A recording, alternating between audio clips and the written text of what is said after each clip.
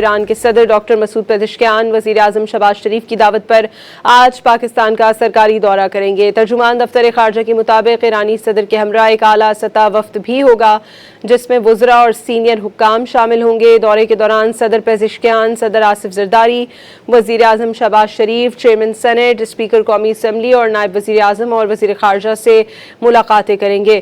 ایرانی صدر کی حیثیت سے صدر پزشکیان کا یہ پاکستان کا دوسرا دورہ ہوگا۔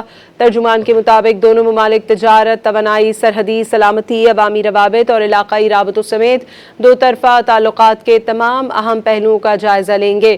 دورے کے دوران مختلف شعبوں میں تعاون کے فروغ کے نئے مواقع تلاش کیے جائیں گے۔